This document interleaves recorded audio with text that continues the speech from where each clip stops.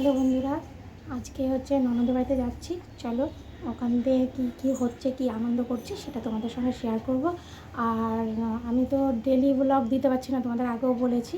তা যাই হোক, আমার ভিডিওগুলো তোমরা একটু দেখো, লাইক কমেন্ট শেয়ার করো, আর সাবস্ক্রাইব করতে ভুলো না।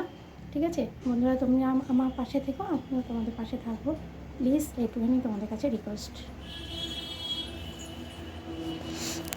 দেখো বন্ধুরা, তারপরে এদিকে আমি রেডি হয়ে গেছি। এবার দেখো সকালবেলা বাসি যে কাজকর্ম থাকে সেগুলো হচ্ছে করার জন্য দেখো প্রস্তুত। এবার ভোরবেলা উঠেছি, যেহেতু ননদের বাড়ি যাবো। এবার দুটো ট্রেন পাল্টিয়ে, বুঝতে পারছো, উলবেড়িয়া হাওড়ার থেকেও আবার ট্রেন ধরতে হবে। এবার সকালে ধরো কুটোমিটি বাসি কাজ অনেক থাকে, সেগুলোকে সেরে নিলাম। এদিকে তোমাদের দাদা ভাইয়েরও শরীরটাও ভালো যাচ্ছে না কো।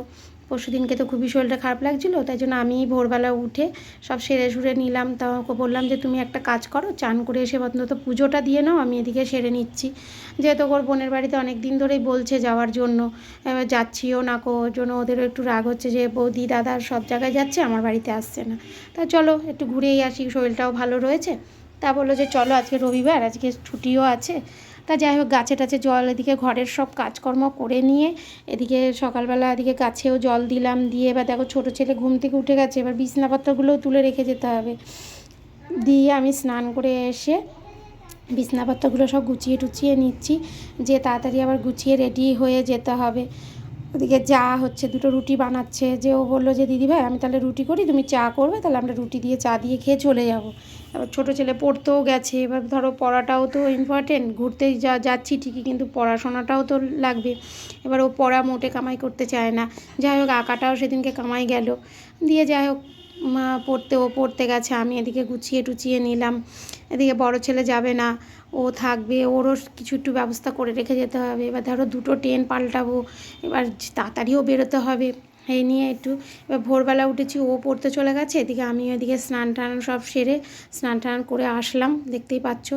দিয়ে এবার বিছনা টিছনাগুলো সব গুছিয়ে নিচ্ছি। এবার ননদের বাড়ি কী বলো তো, অনেক তাও গেলাম 3-4 বছর বাদেই ননদের বাড়িতে যাওয়া হলো। অনেকদিন যাওয়া হয় না ওর দিকটায়।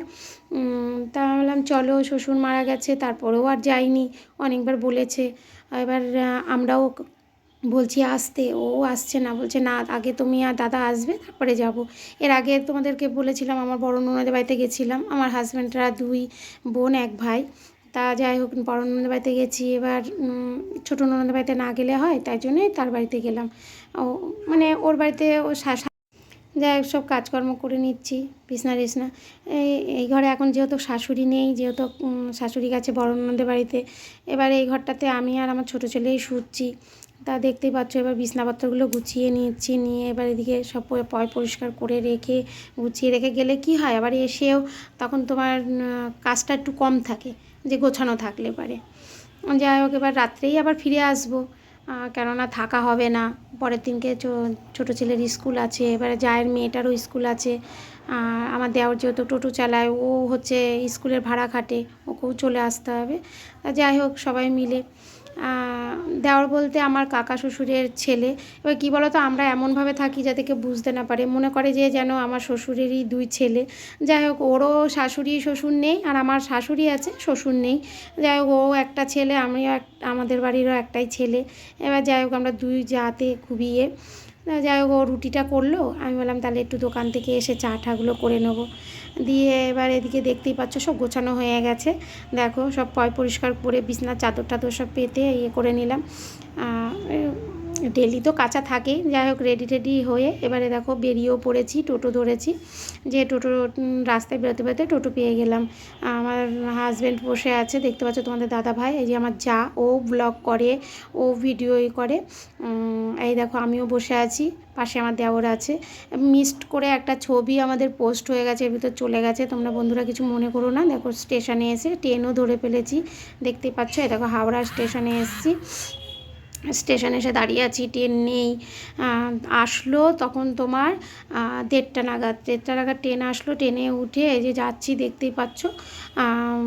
তখন পৌঁছিয়েছি আমরা 2:30-3টে, এই যে উলবেড়িয়া স্টেশন। দেখো ননদের বাড়িতে ঢুকে গেছি। ননদ আর নন্দজামাই রান্না করছিল, আর এদিকে দেখো ননদ আবার এদিকে বেগুনিটা করতে এসছে। রাইস করেছে মাংস। তা আমাকে বললো বৌদি একটুখানি তুমি একটু দেখে আসো। তাই আমি আবার মাংসটা একটু গরম মশলা দিয়ে একটু নাবিয়ে নিচ্ছি। দেখতে পাচ্ছ এই যে আমি নেড়ে দিচ্ছি। যে যাই হোক গরম মশলা দিয়ে নাবিয়ে নেবো। এবার ভিডিওটা তোমরা দেখো, আমার পাশে থেকো, কেমন লাগলো কমেন্ট করে